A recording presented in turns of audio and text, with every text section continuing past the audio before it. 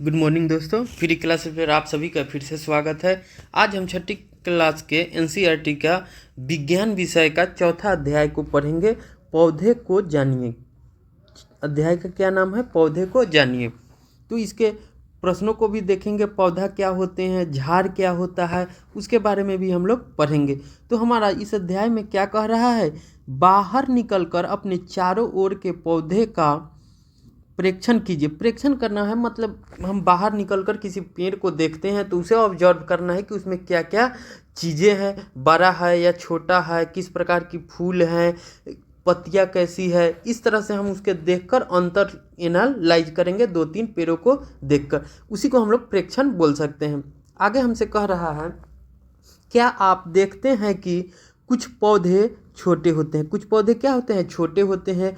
कुछ विशालकाय होता है। विशालकाय का मतलब होता है कि बहुत बड़ा, जबकि कुछ धरती पर हरे धब्बों की तरह दिखाई देते हैं। और कुछ क्या होते हैं? बहुत से पतले मने धागे की तरह ही हमको दिखाई देते हैं।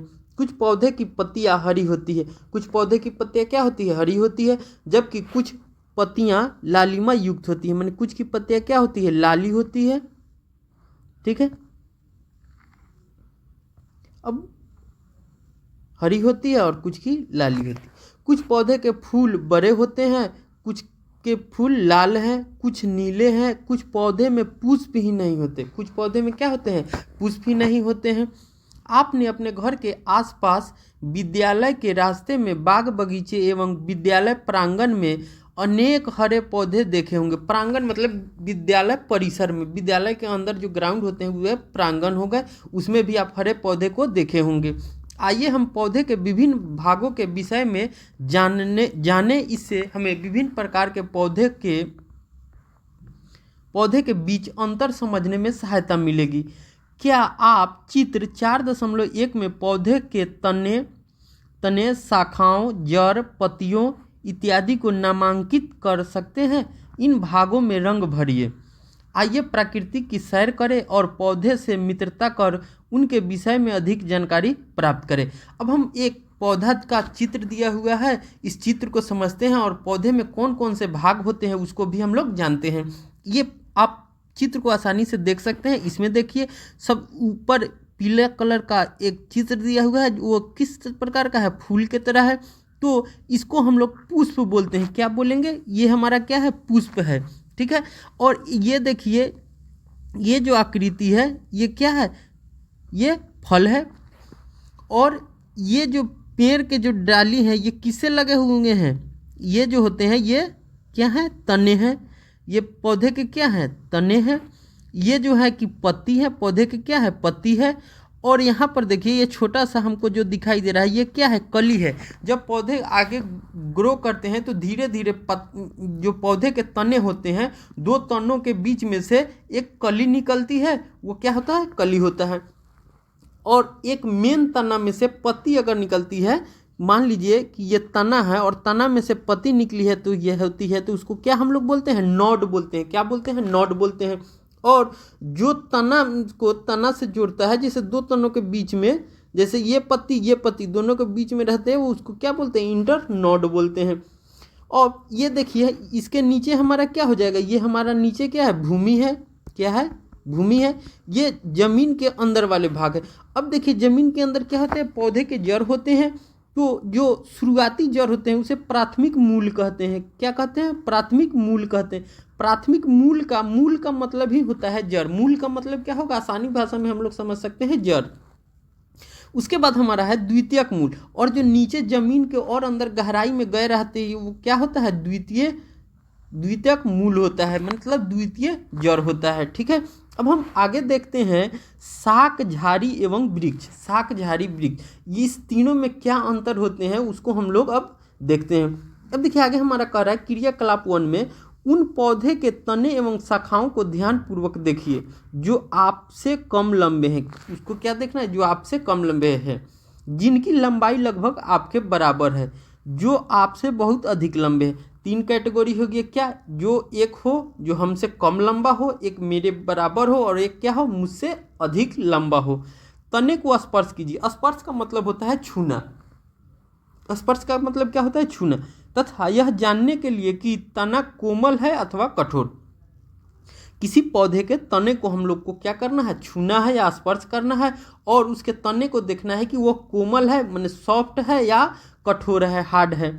इसे धीरे से एक और मोड़ने का प्रयास कीजिए, और हम लोग क्या करेंगे, मोड़ने का प्रयास करेंगे। ध्यान रखें कि वह टूटे नहीं। क्या करना है, ध्यान रखना है कि वह टूटे नहीं। लंबे पौधे के तने की मोटाई मापने का प्रयास करें, और जो लंबे पौधे हैं उसके तने का क्या करेंगे, मोटाई मापने का कोशिश करेंगे।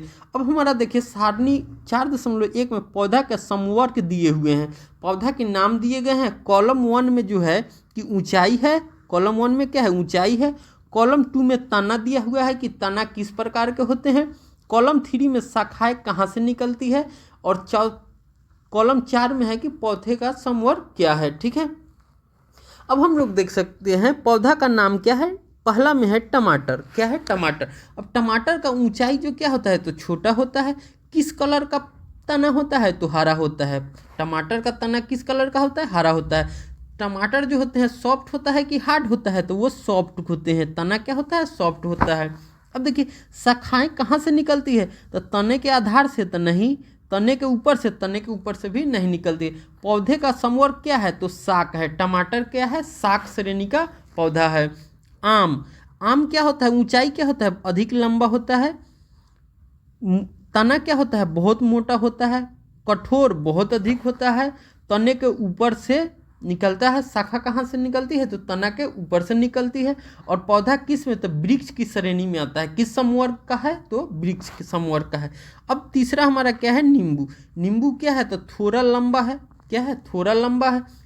कठोर होता है, तो हाँ कठोर होता है। तने के आधार से, वो नींबू जो होते हैं कि अपने आधार से तना निकलता है। ठीक है, पौधा का समवर्ग कौन सा है, झाड़ी है। नींबू किस श्रेणी का है, तो झाड़ी का है। ठीक है, अब हम आगे देखते हैं। हमें यह भी जानना चाहिए कि शाखाएं भूमि के पास तने के आधार से अथवा कुछ ऊंचाई के बाद निकलती है।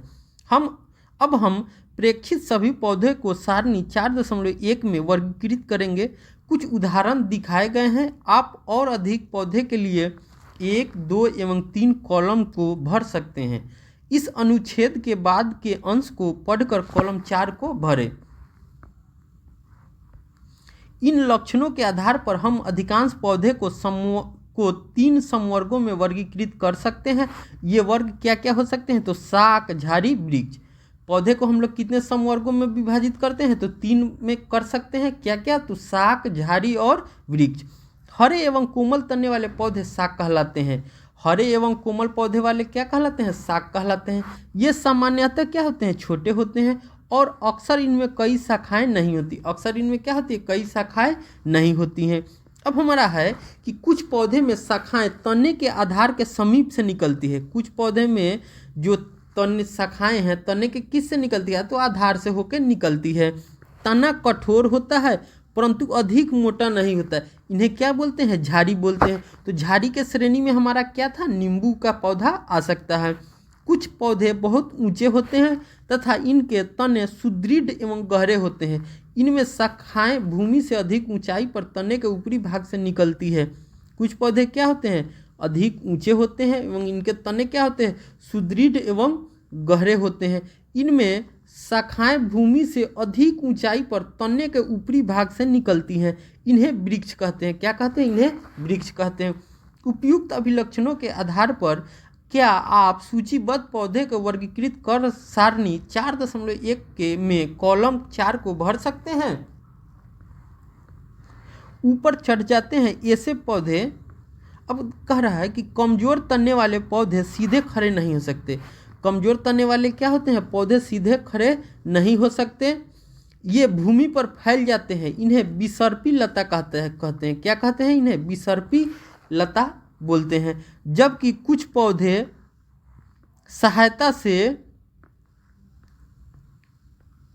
ऊपर चढ़ जाते हैं। कुछ पौधे माने लकड़ी के या किसी चीज़ का सहायता लगाइएगा तो ऊपर चढ़ जाते हैं। ऐसे पौधे क्या कहलाते हैं, आरोही कहलाते हैं। क्या कहलाते हैं, आरोही पौधे कहलाते हैं। ये शाक, झाड़ी और पेड़ों से भिन्न हैं। संभवतः आप अपने विद्यालय अथवा घर पर कुछ पौधे की देखभाल करते होंगे। आपने घर अथवा विद्यालय में पाए जाने वाले वृक्ष, झाड़ी अथवा विसर्पी लता के दो दो पौधे के नाम लिखिए। अब हमारा अगला क्या कर रहा है, तना। अगला क्या है, तना। अपने आसपास के पेड़ पौधे को देखें तथा उनमें उनके तने पर पाई जाने वाली विभिन्न संरचनाओं एवं भागों को देखें। अपने अवलोकन की तुलना अपने साथी द्वारा लिए गए अवलोकन से करें। आपने क्या देखा? तने में पत्तियां, शाखाएं, कली, फल और फूल होते हैं। तने में क्या होते हैं? पत्तियां, शाखाएं, कली, फल और फूल होते हैं। अब हमारा है क्रियाकलाप 2। आवश्यक सामग्री: 1 गिलास, जल, लाल स्याही, शाकीय पौधा तथा 1 ब्लेड। गिलास को 1/3 जल, मान लीजिए कि गिलास का 1/3 का मतलब होता है 1/3। 1/3 का मतलब क्या हो जाता है, 1/3। मैंने 1 गिलास पानी को 3 भाग पानी से भर देना है, ठीक है। जल में लाल स्याही की कुछ बूंदे डालें। अब क्या करना है, उसमें जल की कुछ बूंदे में लाल स्याही डाल देना है। शाक के तने को गिलास में रखें, जैसा कि चित्र 4.6 में दिखाया गया है। अगले दिन इन शाखाओं का अवलोकन कीजिए। अवलोकन करने का मतलब बोलता है कि देखिए और उसमें क्या अंतर आया उसको देखना है। क्या इस शाख के कुछ भाग लाल नज़र आते हैं? आपने देखा कि तने में रंग ऊपर चढ़ गया। अगर इसे लंबे समय तक रखा जाए तो रंग पत्तियों एवं सिराओं में भी आ जाता है। तो क्या आप बता सकते हैं कि यह लाल रंग यहाँ तक कैसे पहुँचा? इस क्रियाकलाप में हमने देखा कि जल तने में ऊपर की ओर चढ़ता है, अर्थात तना जल का सम्मोहन करता है। तना क्या करता है? जल का सम्मोहन करता है। मतलब क्या है कि जब हम लोग पौधे को रोपे तो जल क्या था हमारा, जल में हमने लाल स्याही की कुछ इंक की बूंदें डाली थी। अब वो तना जो क्या किया था कि उस लाल स्याही वाले जल को सम्मोहन किया था, मैंने पौधे के ऊपरी भाग तक ले जाने का काम करता है। तो वो क्या हो गया, उसी के कारण वो पौधे क्या हो जाते हैं, पत्तियां लाल नज़र आने लगती है। लाल स्याही की भांति जल में विलीन खनिज जल के साथ तने के ऊपर पहुंच जाते हैं। अब हमारा क्या है आगे, पत्ती। अपने आसपास के पौधे की पत्तियों को देखकर अपने नोटबुक में अब उनके चित्र बनाइए। क्या इन सभी की आकृति, आकार एवं रंग एक जैसे हैं? यह तने से किस प्रकार जुड़ी है? पत्ती का वह भाग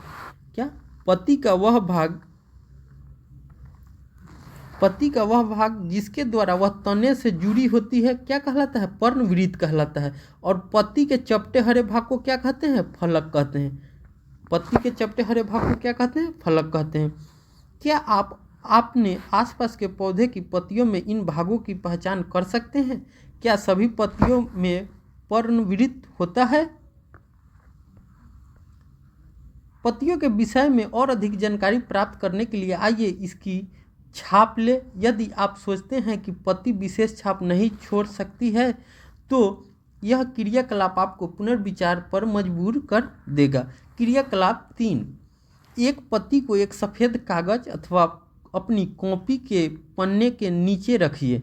इसे चित्र 4.9 में दर्शाए गए तरीके से एक ही स्थान पर दबाकर पकड़ कर रखें। अपनी पेंसिल को तिरछा पकड़िए तथा इसकी नोक से कागज के उस भाग को जिसके नीचे पत्ती है धीरे धीरे रगड़िए। क्या आपको कुछ रेखाओं के साथ छाप दिखाई देते हैं? क्या आप छाप पत्ती की तरह है? पत्ती की इन रेखित संरचनाओं को सिरा कहते हैं। पत्ती की इन रेखित संरचनाओं को क्या कहते हैं? सिरा कहते हैं। क्या आपको पत्ती के मध्य में एक मोटी सिरा दिखाई देती है? पत्ती के मध्य में क्या दिखाई देती है? मोटी सिरा दिखाई देती है, जिसे क्या कहते हैं? मध्य सिरा कहते हैं। पत्तियों पर सिराओं द्वारा बनाए गए डिजाइन को क्या कहते हैं? सिरा विन्यास कहते हैं। पत्ती के मध्य में जो दिखाई देगा उसे क्या हो जाएगा? मध्य सिरा हो जाएगा। और पत्तियों पर सिराओं द्वारा बनाए गए डिजाइन को सिरा विन्यास कहते हैं। यह डिजाइन मध्य सिराओं के दोनों ओर जाल जैसे हैं तो यह सिरा क्या कहलाती है? जालिका रूपी कहलाती है। अगर जाल जैसे सिराएं हैं तो क्या कहलाएगी? जालिका रूपी कहलाता है। आपने देखा होगा कि घास की पत्तियों में यह सिराएं एक दूसरे के समांतर होते हैं।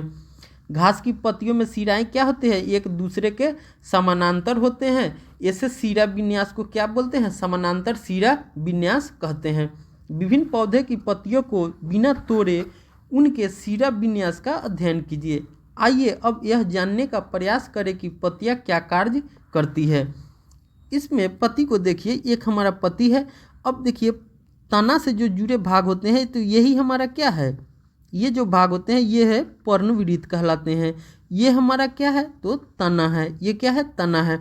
और ये जो भाग है ये क्या है, पटल है। ठीक है। अब क्रियाकलाप हम लोग 4 देखते हैं।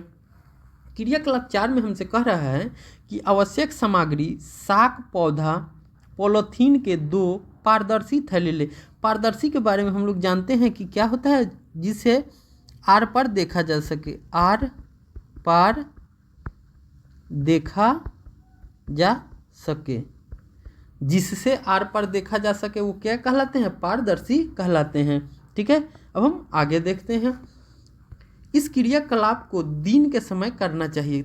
क्रियाकलाप को कब करना है, तो दिन के समय करना है, जब धूप खिली हो। इस क्रियाकलाप के लिए आपको स्वस्थ भली भांति सिंचित और धूप में रखे हुए पौधे को लेना चाहिए। किसी पौधे की पत्ती वाली शाखाओं को चित्रानुसार एक पॉलीथीन की थैली से ढककर धागे से बांध दीजिए। दूसरे पॉलीथीन की खाली थैली पर भी धागा बांधकर धूप में रख दीजिए। कुछ घंटों के बाद पॉलीथीन की थैली के आंतरिक पृष्ठ को ध्यानपूर्वक देखिए। आप क्या देखते हैं, क्या किसी थैली के अंदर जल की बूंदें दिखाई देती है, किसी थैली में जल की बूंदें दिखाई देती हैं। क्या आप बता सकते हैं कि यह बूंदें कहाँ से आई। क्रियाकलाप के बाद पॉलीथीन की थैली को हटाना मत भूलिए। अब हमारा क्या है, आगे क्या कह रहा है कि जल की यह बूंदें पत्ती से जल वाष्प के रूप में निकली। क्या होती है, जल की यह बूंदें पत्ती से क्या जल वाष्प के रूप में निकलती है। इस क्रिया को वाष्पो उत्सर्जन बोला जाता है। क्या बोला जाता है, वाष्पो उत्सर्जन बोला जाता है। इस प्रक्रम के द्वारा पौधे बड़ी मात्रा में जल को वायुमंडल में छोड़ते हैं। इस प्रक्रम के द्वारा क्या करते हैं, पौधे जो होते हैं कि जल की बड़ी मात्रा वायुमंडल में छोड़ते हैं। हमें पत्तियों के ऊपर थैली क्यों बांधा, क्या पौधे के वाष्पोत्सर्जन से निकली जलवाष्प को हम अन्यथा देख पाते। अध्याय 3 के उन क्रियाकलापों के विषय में स्मरण कीजिए, मैंने याद कीजिए। स्मरण का मतलब क्या हो जाए, याद करना, जिसमें जल विभिन्न अवस्थाओं में बदल जाते हैं। जल क्या होते हैं, विभिन्न अवस्थाओं में बदल जाते हैं। क्या आपने अब इनके नाम बता सकते हैं। उस प्रक्रम का नाम बताइए जिसके कारण जल बूंदों के ऊपर से पुनः पॉलीथीन की थैली पर दिखाई देने लगता है। पत्तियों का और भी कार्य है, आइए इसका अध्ययन करें। क्रियाकलाप 5। आवश्यक सामग्री पत्ती, स्पिरिट, बीकर, प्रखनली, बर्नर, जल, प्लेट एवं आयोडीन विलयन। प्रखनली में एक पत्ती रखिए तथा इसमें पर्याप्त मात्रा में स्पिरिट डालें, जिससे पत्ती इसमें पूर्णतः डूबी रहे। अब इस प्रखनली को जल से आधे भरे बीकर में रखिए। बीकर को उस समय तक गर्म करते रहें जब तक पत्ती से हरा रंग पूर्णतः बाहर नहीं निकल जाता। अब पत्ती को प्रखनली से सावधानीपूर्वक बाहर निकालकर जल से भली भांति धोएं। इसे प्लेट में रखकर आयोडीन विलयन की कुछ बूंदें डालिए। आप क्या देखते हैं, अपने प्रेक्षण की तुलना अध्याय 1 में खाद्य पदार्थों में विभिन्न पोषकों की उपस्थिति का परीक्षण के समय किए गए प्रेक्षणों से कीजिए। क्या इसका अर्थ है कि पत्ती में मड है। हमने अध्याय 1 में देखा था कि कच्चे आलू में भी मड उपस्थित होता है। कच्चे आलू में क्या होता है, मड उपस्थित होता है, शर्करा भी होता है।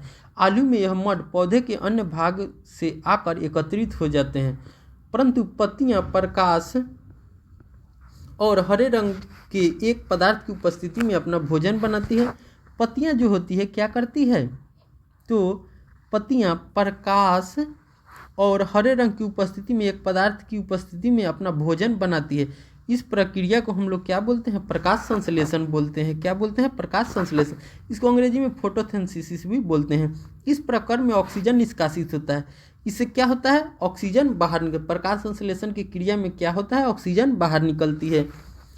पत्तियां द्वारा संश्लेषित भोजन अंततः पौधे के विभिन्न भागों में मंडल के रूप में संग्रहित हो जाता है। अब तक हमने जो क्रियाकलाप किए उनसे हमने देखा कि तना पत्ती को जल पहुंचाता है। तना क्या करता है? पत्ती को जल पहुंचाता है। पत्ती जल का उपयोग अपना भोजन बनाने के लिए करती है। पत्तियों से जल की कुछ मात्रा का ह्रास वाष्पोत्सर्जन द्वारा होता है। तने और पत्ती को जल कैसे प्राप्त होते हैं? यह कार्य जड़ें करती हैं। तने को जल कैसे प्राप्त होते हैं? तो यह कार्य कौन करता है? पौधे की जड़ें करती है। अब हम लोग आगे देखते हैं जड़ के बारे में। चित्र 4.13 को ध्यानपूर्वक देखिए। पहेली और बूझों में से कौन अपने पौधे को ठीक प्रकार से जल दे रहा है? क्यों? पौधे का कौन सा भाग मिट्टी के अंदर है? आइए इन क्रियाकलापों के द्वारा पौधे के इस भाग के बारे में और अधिक जानकारी प्राप्त करते हैं। क्रियाकलाप 6।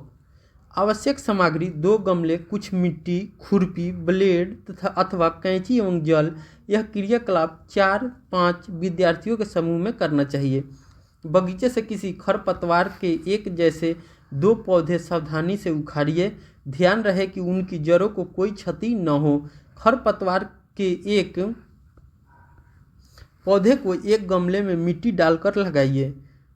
चित्र 4.14 ए दूसरे पौधे की जड़ों को काट दीजिए। अब इसे दूसरे गमले में लगा दीजिए। 4.14 बी में चित्र में दिया हुआ है, उसे आप आसानी से देख सकते। इनमें नियमित रूप से जल दीजिए और हमको क्या करना है कि रेगुलर इसमें जल देना है। 1 सप्ताह पश्चात इनका परीक्षण कीजिए। क्या दोनों पौधे स्वस्थ हैं? दोनों पौधे में नियमित रूप से जल दिया गया, परंतु एक की जड़ नहीं थी। क्या आप इस क्रियाकलाप से जड़ के एक महत्वपूर्ण कार्य के विषय में जान पाते हैं? जड़ का एक अन्य कार्य जानने के लिए आइए एक और क्रियाकलाप करते हैं। क्रियाकलाप 7। आवश्यक सामग्री क्या लेना है? तो मक्का और चने के बीज लेना है, रुई, कटोरी तथा जल। दोनों कटोरियाँ लीजिए।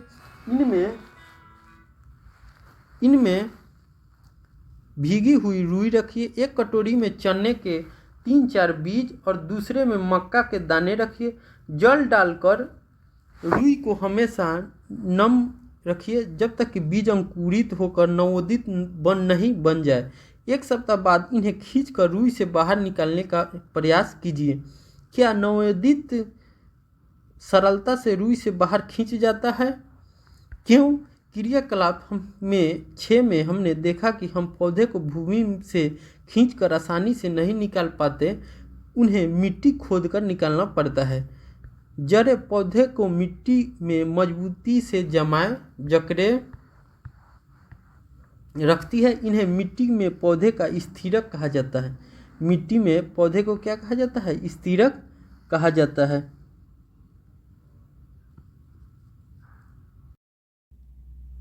अब हम क्रियाकलाप 8 को देखते हैं और उसे समझते हैं। क्रियाकलाप 8 में हमसे क्या कह रहा है कि चित्र 4.16 ए एवं 4.16 बी के चित्रों को ध्यान पूर्वक देखिए और उसे परीक्षण कीजिए। अब चने के पौधे की जड़ों को देखिए। क्या यह चित्र 4.16 एम के समान दिखती है अथवा चित्र 4.16 बी की तरह दिखती है? मक्का के पौधे की जड़ें कैसी है? जड़ों की आकृतियों के चित्र के साथ मिलान कर खाली स्थान में मक्का अथवा चना लिखिए। चने एवं मक्के की जड़ों में क्या समानता है? वे किस रूप में एक दूसरे से भिन्न है? ऐसा प्रतीत होता है कि जड़ें 2 प्रकार की होती है। क्या जड़ों के कुछ और भी प्रकार हैं? आइए इसका पता लगाते हैं। अब जैसे देखिए चित्र ए में हमको किस चीज़ का बीज दिया हुआ है? तो चना का, और दूसरे एक में मक्का का दिया हुआ है यहाँ पे, और दूसरे चित्र में किस चीज़ का बीज है? तो चना का बीज है।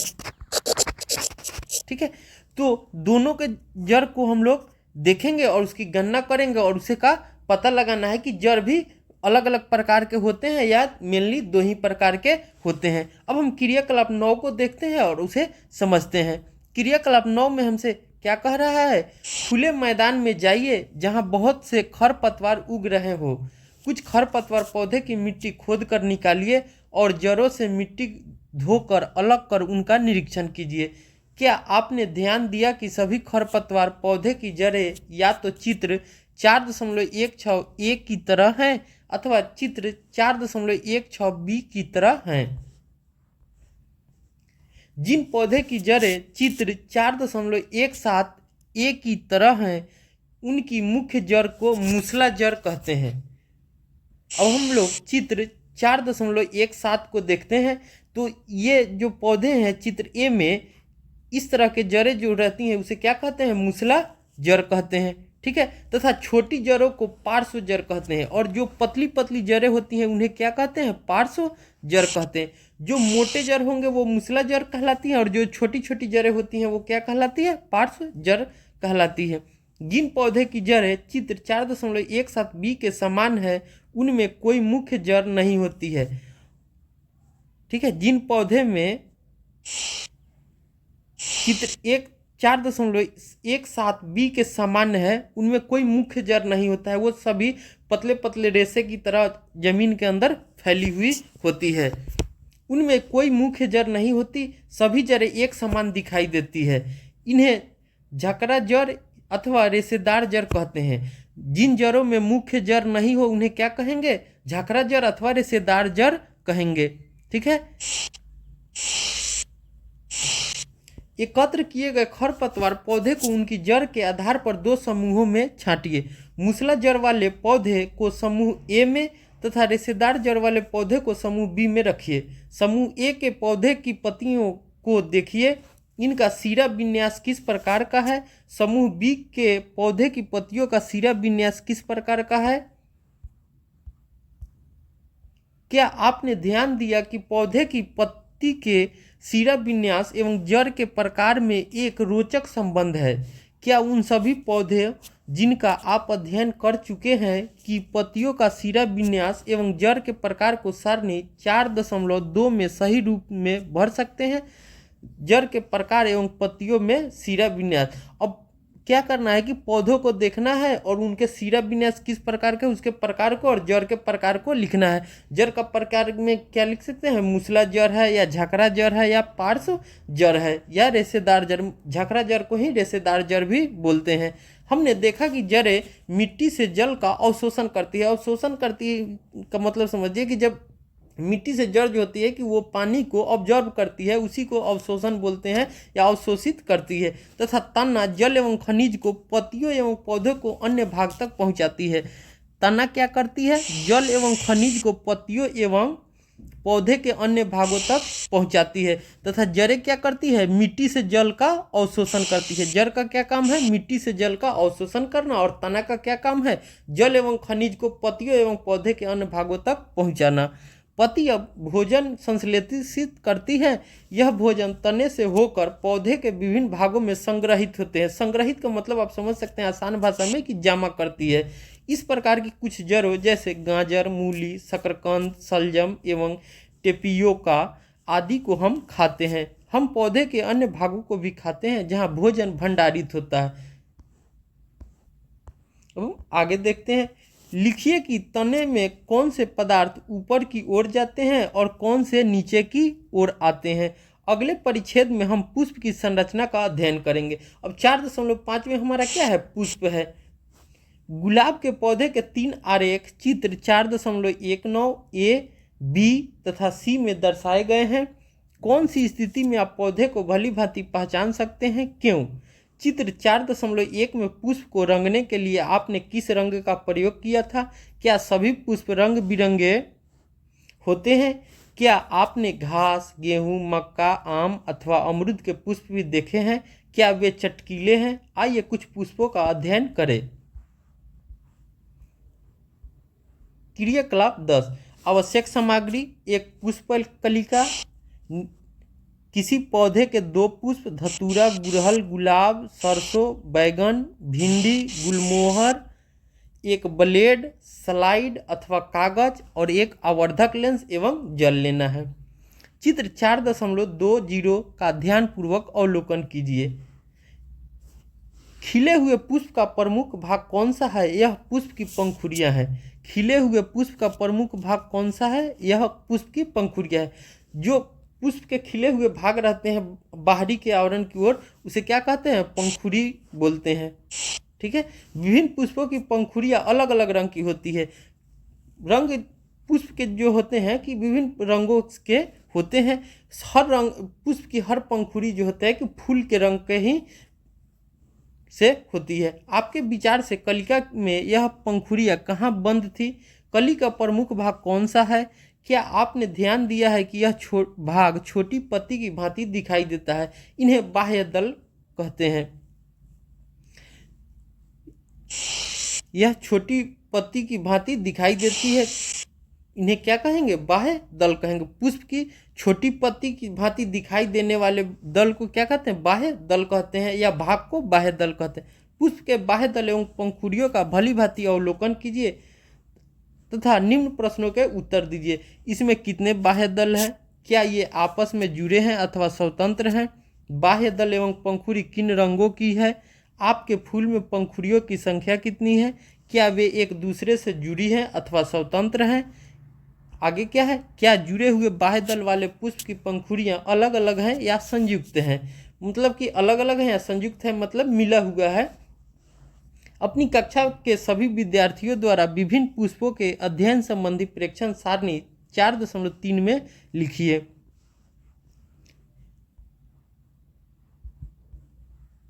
विद्यालय अथवा किसी अन्य बगीचे में जाकर विभिन्न पुष्पों का अध्ययन कीजिए तथा अपने प्रेक्षण इस सारणी में लिखें। इस सारणी के अंतिम 2 कॉलम भरें।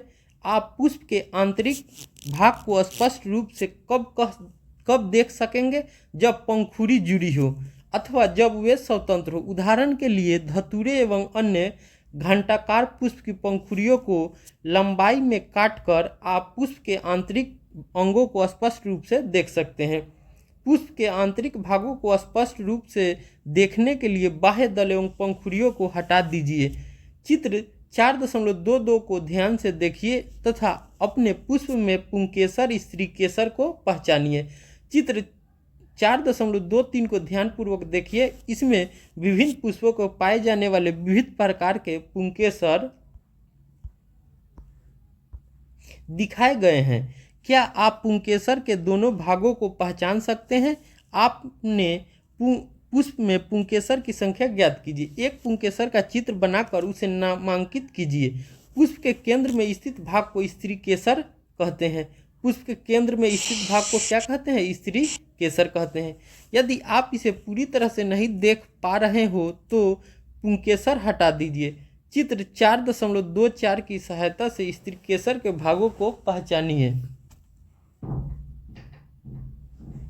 यदि आप इसे पूरी तरह से नहीं देख पा रहे हो तो इस पुंकेसर हटा दीजिए। चित्र 4.24 की सहायता से स्त्री केसर के भागों को पहचानिए। अब हम इसमें चित्र दिया हुआ है 4.22 के पुष्प के भाग। अब देखिए एक पुष्प का चित्र दिया हुआ है, उसमें किसे हम पुंकेसर कहेंगे, किसे स्त्री केसर कहेंगे, किसे परागकोश कहेंगे, उसको हम लोग समझते हैं। तो पुष्प के निचले जो भाग होते हैं, जो पुष्प के बीज के पास से निकले होते हैं, वो क्या कहलाते हैं? स्त्री केसर कहलाते हैं। केंद्र से जो भाग स्थित होते हैं, जैसे जहाँ से फूल का उत्पन्न हुआ होता है, उसका सेंटर में जो भाग होता है उसे क्या कहते हैं? स्त्री केसर कहते हैं। और जो केंद्र के भाग से इसकी स्त्री केसर के जो ऊपर होते हैं, जिसे पुष्प निकली होती है, उसे क्या कहते हैं? परागकोश कहते हैं। और जो कलिका स्त्री केसर के ऊपर से होती है, जो तने के समान रहती है, पतली सी, उसे वो क्या कहलाती है? पुंकेसर कहलाती है। अब हम आगे देखते हैं। क्रियाकलाप 11 को हम लोग देखते हैं। आइए अब एक पुष्प के अंडाशय की संरचना का अध्ययन करें। यह स्त्री केसर का सबसे निचला एवं फूला हुआ भाग है। स्त्री केसर का सबसे निचला एवं फूला हुआ भाग क्या होता है? अंडाशय होता है। इसकी आंतरिक संरचना के अध्ययन के लिए इसे काटना पड़ता है। यह जानने के लिए अंडाशय को किस प्रकार काटा जाए, चित्र 4.25 ए एवं बी को ध्यान से देखिए। अंडाशय को एक स्लाइड अथवा प्लेट पर चित्र 4.25 के अनुसार रखकर उसे 2 प्रकार से काट सकते हैं। अंडाशय की काट को सूखने से बचाने के लिए प्रत्येक काट पर जल की बूंद रखिए। आवर्धक लेंस की सहायता से अंडाशय की आंतरिक रचना का ध्यान कीजिए। क्या आपको अंडाशय में छोटी छोटी गोल संरचनाएं दिखाई देती है? इन्हें बीजांड कहते हैं। अंडाशय में जो छोटी छोटी गोल संरचनाएं दिखाई देती है उन्हें हम लोग क्या बोलते हैं? बीजांड बोलते हैं। अंडाशय के आंतरिक भागों का अपनी नोटबुक में चित्र बनाइए। कुछ और पुष्प का अध्ययन करने के लिए अपने अध्यापक के साथ विद्यालय अथवा किसी पार्क के बगीचे में जाइए एवं अधिक से अधिक पुष्पों का अध्ययन कीजिए। पुष्प के नाम जानने के लिए आप माली की सहायता ले सकते हैं अथवा ध्यान रहे कि आवश्यकता से अधिक पुष्प न तोड़ें। नोटबुक में जो कुछ आपने सारणी 4.3 में लिखा है उसके आधार पर निम्न प्रश्नों के उत्तर दीजिए। क्या सभी फूलों में बाह्य दल, पंखुड़ी, पुंकेसर एवं स्त्री केसर पाए जाते हैं? क्या पुष्प ऐसे भी हैं जिनमें उपयुक्त पुष्पांगों में से कोई भाग नहीं पाया जाता? क्या किसी फूल में इनसे अलग भाग भी मिलते हैं? क्या आपने ऐसे पुष्प भी देखे हैं जिनमें बाह्य दल और पंखुड़ी समान दिखते हों? क्या कोई पुष्प ऐसा भी है जिसमें बाह्य दल की संख्या एवं पंखुड़ियों की संख्या असामान्य होती है? अब हम लोग चित्र 4.25 को देखते हैं और उसे समझते हैं। इसमें देखिए एक चित्र में पौधे का हम लोग अंडाशय लिया गया है। अंडाशय को हम लोग एक अनुदैर्ध्य काटेंगे और एक क्या करना है? अनुप्रस्थ काटना है। अनुदैर्ध्य का मतलब होता है कि हम लोग वो अंडाशय को किस प्रकार काटना है? तो तिरछा कट करेंगे। और अनुप्रस्थ काट का मतलब होता है कि सीधा उसको एक लंबवत कट करेंगे और उसको देखेंगे, हम लोग उसका परीक्षण करेंगे कि दोनों में क्या क्या है या क्या क्या अंतर आ रही है। ठीक है, अब हम आगे देखते हैं।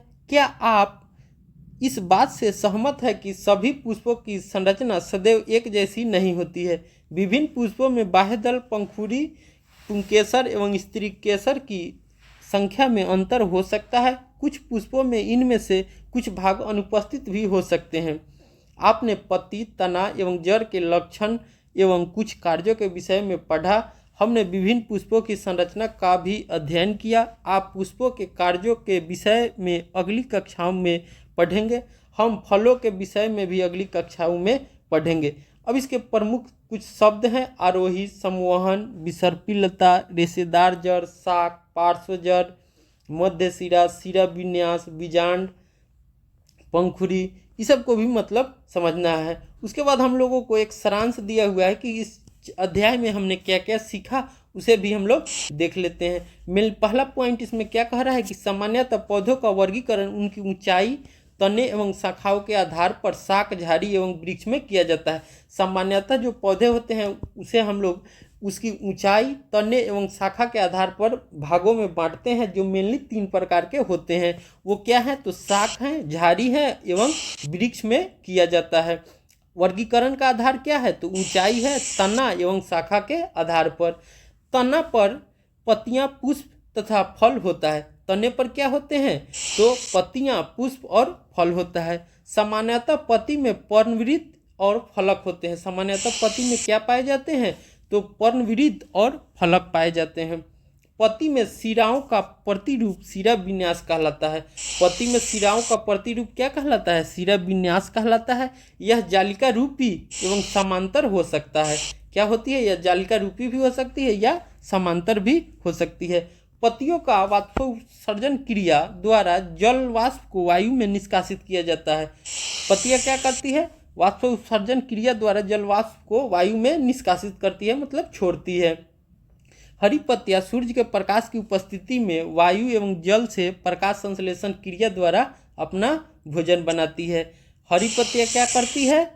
तो सूर्य की प्रकाश की उपस्थिति में वायु एवं जल से प्रकाश संश्लेषण क्रिया द्वारा अपना भोजन बनाती है, जिसे क्या अंग्रेजी में बोलते हैं? फोटोसिंथेसिस भी बोलते हैं।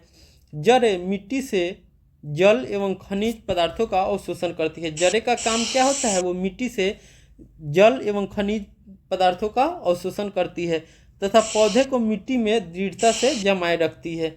जड़ें मुख्यतः 2 प्रकार की होती है। जड़ें कितने प्रकार की होती है? तो 2 प्रकार की होती है। कौन सी? एक होती है मूसला जड़, दूसरा क्या है? रेशेदार जड़। जालिका रूपी सिरा विन्यास युक्त पत्तियों वाले पौधे की जड़ें मूसला जड़ कहलाती है। मूसला जड़ को किसे कहते हैं? तो जालिका रूपी सिरा विन्यास युक्त पत्तियों वाले पौधे की जड़ें मूसला जड़ कहलाती है, या आसानी भाषा में इसको हम लोग जो जिसका जड़ मोटे हो वो क्या कहलाती है, मूसला जड़ कहलाती है। जबकि समांतर सिरा विन्यास युक्त पत्तियों वाले पौधे की जड़ें क्या कहलाती है, रेशेदार जड़ कहलाती है, या जो छोटी छोटी सिराएं से बनी हो वो रेशेदार जड़ कहलाती है। तने द्वारा जड़ों से पत्तियों और दूसरे भागों को जल और पत्तियों से भोजन पौधे के अन्य भागों तक पहुंचाती है। तना का क्या काम है, ये जड़ों के पत्तियों को जल एवं पत्तियों से भोजन पौधे के अन्य भागों तक पहुंचाती है। पुष्प के विभिन्न भाग क्या क्या हो सकते हैं, तो एक पुष्प के भाग को हमने देखा है, बाह्यदल होते हैं, पंखुड़ी होती है, पुंकेसर होते हैं, स्त्रीकेसर भी होते हैं, अन्य भी भाग हैं जो बीजांड होते हैं।